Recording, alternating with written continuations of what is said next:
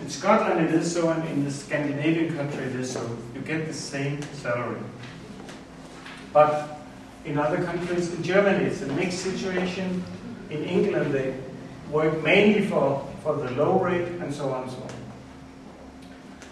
Another thing is that you have to say it as it is to the company. This is a good investment. Don't be afraid to put some money in this, or at least don't be afraid to use some time.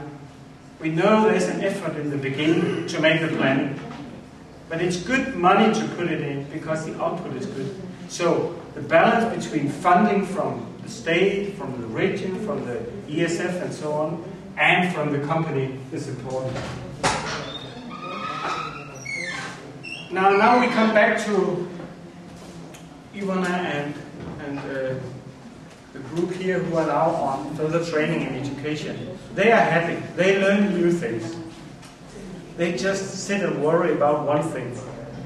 What if the substitute is better than they are? Will the employer then fire them? Impossible. Okay, yeah. Because you would be very clever when you go to further training, right? Yeah. But I must say that is a worry many employees has had over time.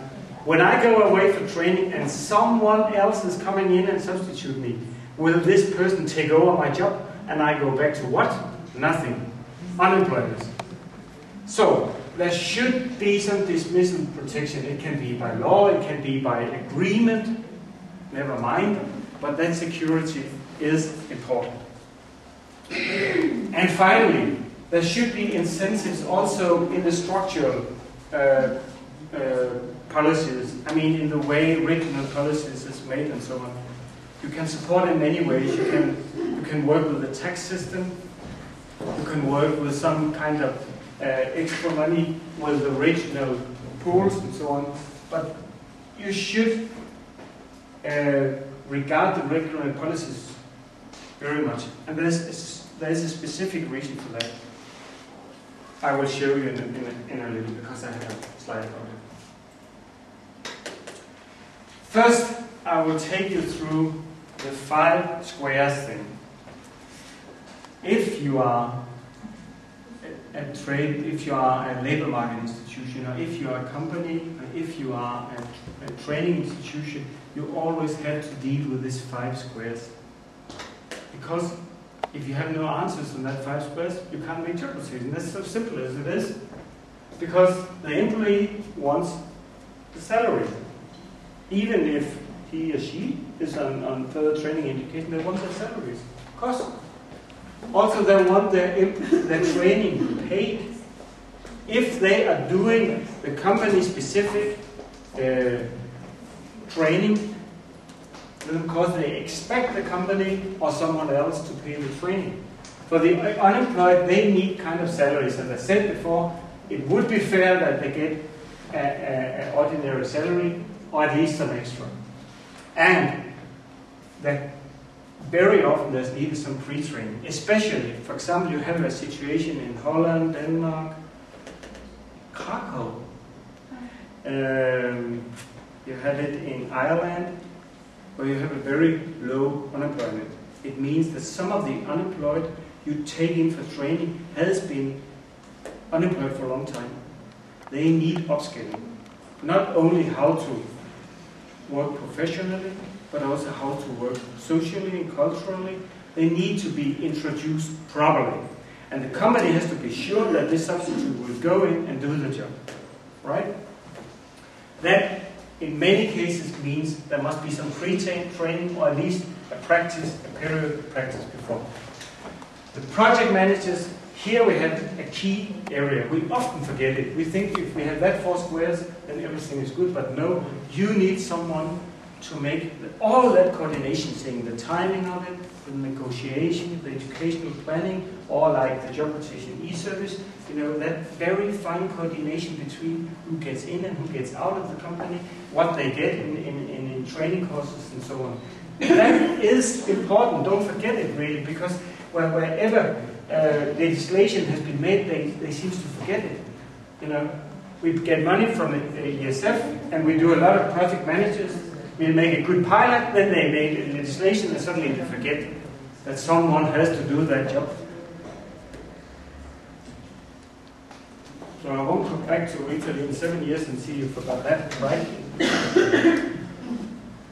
That job we were doing in the late 90s and beginning of 2000, and I won't go through it, I was just saying it was important for us that job rotation came into the national action plans. It was important for us that it was supported by the ESF guidelines and by the big equal projects and so on.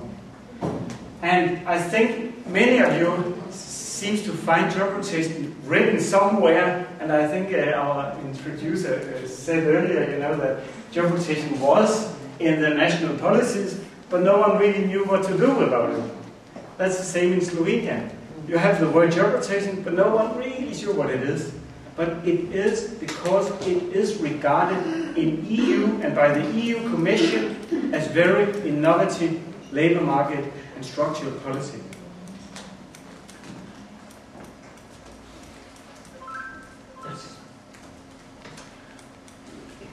I won't use a lot of time to this, just say that there is this special problem that when you finally get your job rotation legislation, then why does it then happen, which it did in the 3 countries, that job rotation activity goes down? And there are 3 dangers in this. I think that we should regard job rotation as a business development tool. Job rotation is made for business development. It's not really labor market policy. Think about it. All these small companies, upskilling and recruiting at the same time, get more competences into the company.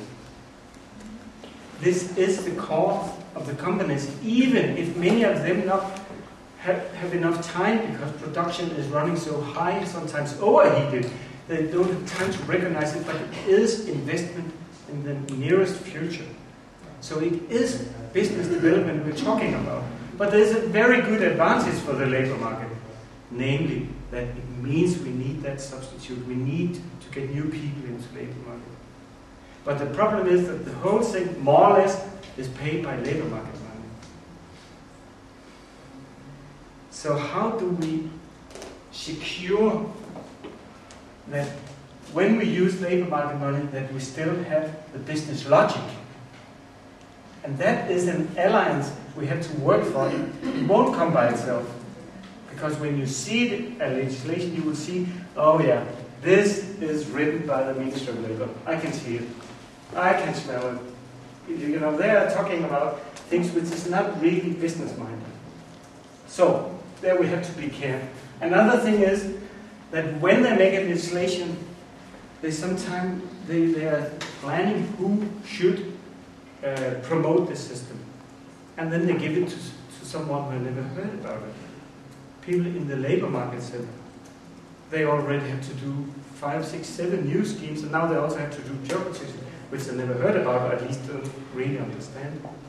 So we have to insist that the people knowing about job rotation should run as promoters. And finally, and maybe most important, we should not have too much specific regulations on job rotation. Why? Because, as I said, it has to be tailor-made. So, if you say that courses has to be, well, we can see an example. Let's see the Portuguese. We take the next one. You get some money, fine. But money is not everything. We also need flexibility. And here we got the problem. Because what would you think in the company if you have an idea of the 3 employees here getting 14 days on training, education, and then the law saying it has to be at least 1 month and away from the working place? Say, why? Because I have such a good idea of making, you get 3 days in a course and then you're back in the workplace and use your new lessons and then you get out again 2 days and so on. It's much better. But no. The legislation says minimum 1 month. That is Portugal disaster.